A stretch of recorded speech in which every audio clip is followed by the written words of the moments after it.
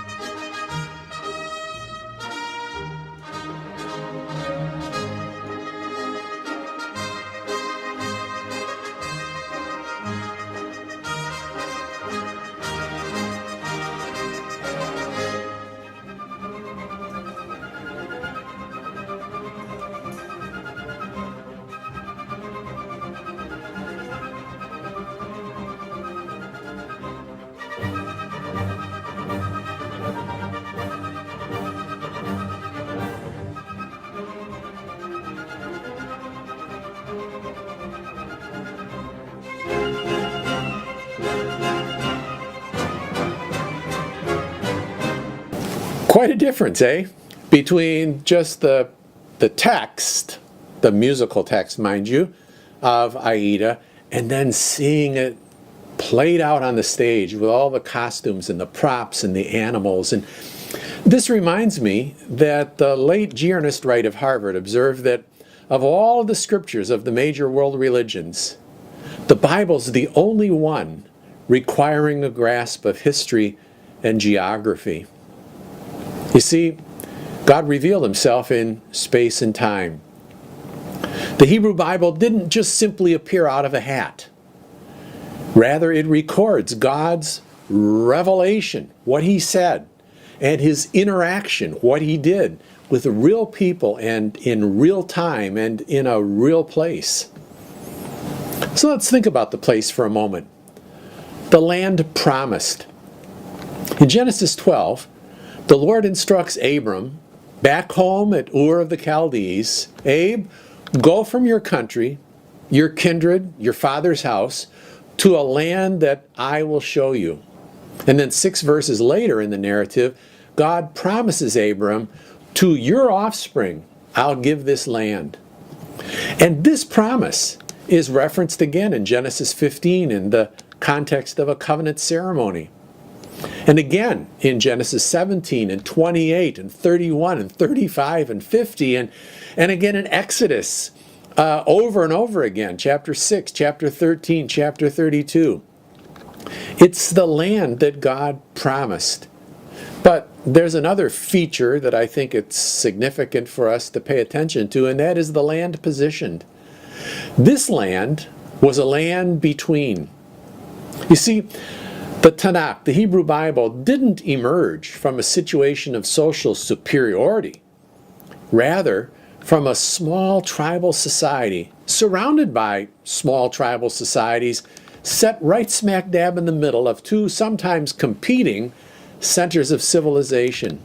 The Lower Nile, Egypt, and Mesopotamia, the land between the Tigris and the Euphrates. Cyrus Gordon observed that Israel's genius in religion, ethics, literature, historiography eventually gave it an importance all out of proportion to its small population and dinky little land. So there's the land promised, the land positioned. The third thing I'd like us to think about is the land beholden. God refers to this land as my land. And so it's not a big surprise that Jeremiah comes along and reports an indictment against the unfaithful congregation. Jeremiah reminds them that God brought them into a plentiful land to enjoy its fruits, its good things. He says, but when you came in, you defiled my land and made my heritage an abomination. See, it's God's land. And it's significant to note that God instructs the people that the observance of faith and the obedience of their faith is critical to their flourishing in this land that he swore to their fathers to give them and to their offspring. Describes it as a land flowing with milk and honey. He says, for the land that you're entering to take possession of, it isn't like the land of Egypt from which you've come, where you sowed your seed and irrigated it like a garden of vegetables. But the land that you're going over to possess is a land of hills and valleys. It drinks water by the rain from heaven. It's a land that the Lord your God cares for. In fact, the eyes of the Lord your God are always upon it, from the beginning of the year to the end of the year. God's providence, it's his land. So land is going to be a significant issue when we read through the First Testament. But let's think for a couple of minutes about the times, sort of the historical, cultural setting. Here's an example of an administrative text. It's fairly small. It's an account of barley distribution. You see the cuneiform writing. You see the cylinder seal, the impression of a male figure in hunting dogs and boars. So we've got texts like these, but in addition to the material remains of tombs and monumental architecture and domestic artifacts like pots and pans and tools and musical instruments and jewelry and so forth, we've also got literary texts written on soft clay tablets, soft to start with, then they're hardened. And examples would be the Eridu Genesis and the Gilgamesh epic, all germane to what we're doing in the book of Genesis. These are preserved in old Babylonian versions. But the significance, I think, of these kinds of texts in particular is that they open a window for us on the worldview, both of the Sumerians and the later success of old Babylonian and old Assyrian empires, and the cultures that those empires represented. So we've got a number of primary sources. The Eridu Genesis, the Enuma Elish, the Atrahasis epic, the Adapa myth, the Gilgamesh epic, and we go west to Egypt and you've got the Memphis theology. We're going to read some excerpts of that in a bit, but the reason for reading that and for our paying attention is to take note how it describes beginnings with the gods, the deities. So for example, in the Enuma Elish, we are introduced to Apsu, the male deity of the primordial deep fresh water, and the female Tiamat, the deity of the saltwater ocean and the water of chaos. As you read these texts, I think it's important to remember the location of this story. Mesopotamia. Remember the land between the Euphrates and the Tigris rivers that empty into the Persian Gulf. And so the story goes that it says the fresh waters mingle together with the salt water, tablet 1. The result was the procreation of more gods. So we're introduced to Latmu and Lahamu. Well, in time, these procreating gods multiplied. And the older generation, like older generations maybe always do, get disturbed by the younger set. And so Apsu proposes that they need to be destroyed. And they would have been had it not been for Ea, the god of the earth and the sea, who intervened and thwarted Apsu's plans, only to be countered by an angry Tiamat. Well, a battle rages as Tablet 2 opens. And then fast forward to Tablet 3, and you've got the younger set of gods turning now to Marduk for relief. First, he demands that they swear their allegiance to him, not to Apsu. And we get into Tablet 4, Marduk and Tiamat face off. Marduk traps Tiamat, slays her. And then what's he do?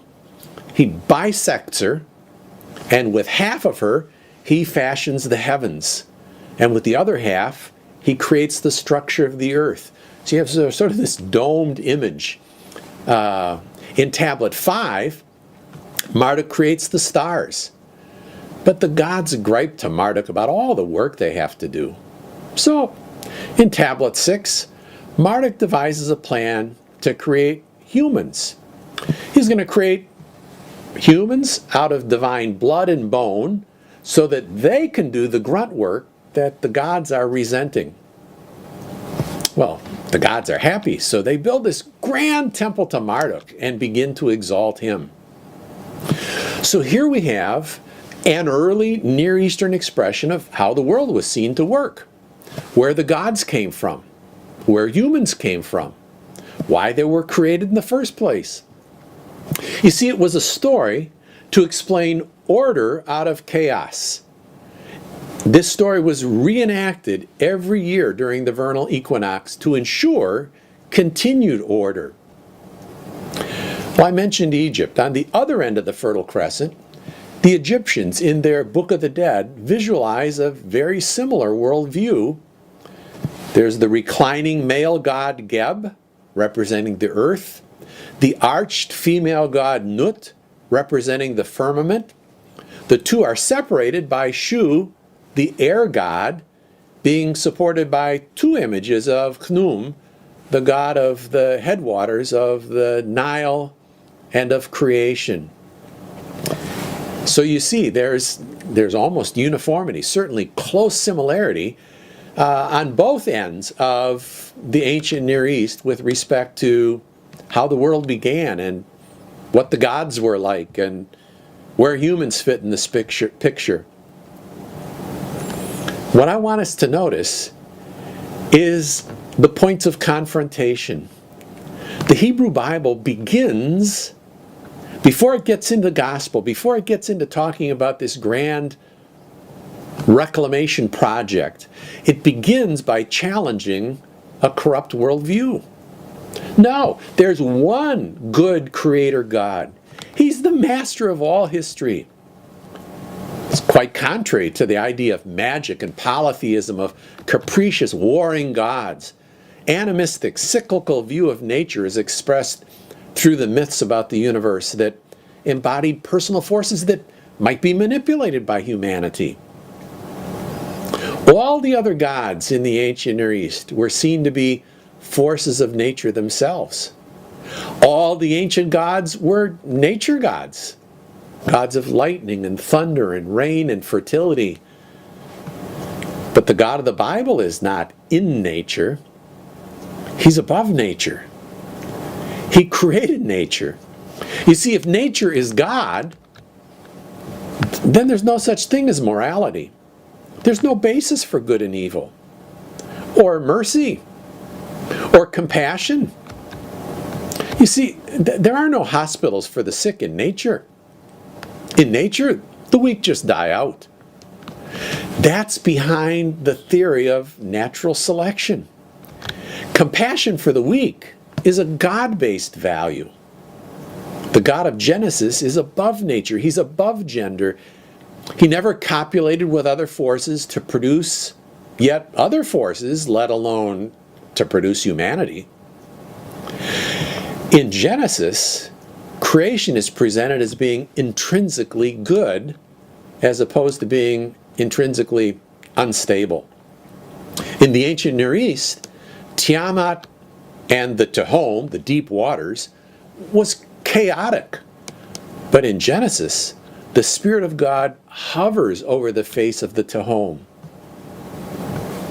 Jewish scholar Nahum Sarna argues that the nature of the Mesopotamian gods could give no feeling of certainty or security in the cosmos. Humans always found themselves confronted by the tremendous forces of nature, and nature, especially in Mesopotamia, showed itself to be cruel, indiscriminate, unpredictable. Well, since the gods were immanent in nature, they also shared the same harsh attributes. And to aggravate the situation still further, there's always that inscrutable primordial power beyond the realm of the gods to which both man and gods are subject. Evil. Evil was permanent. It was necessary. There was nothing essentially good in the pagan universe. And Genesis just faces that square on, dealing with these worldview issues, apart from which all the rest of the Bible doesn't make any sense. You see, the universe is God's domain. The universe is His temple, as opposed to the ancient Near East, where the gods build temples for each other as a culmination of creation, as sort of microcosms, and they would decorate it accordingly. And you see some of that in the art, particularly in the Book of the Dead. So in the Enuma Elish, when Marduk defeats Tiamat and creates human servants, and he builds this great temple, the Es Agila, if everything has its origin in God, then everything has significance. Run that through the ringer backwards. If there is no God, there's no ultimate significance.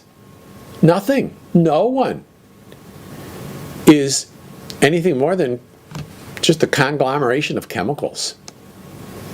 Genesis declares that humankind was created to be God's representative, His image bearer. And in the Bible, there's a ban on images as objects of worship.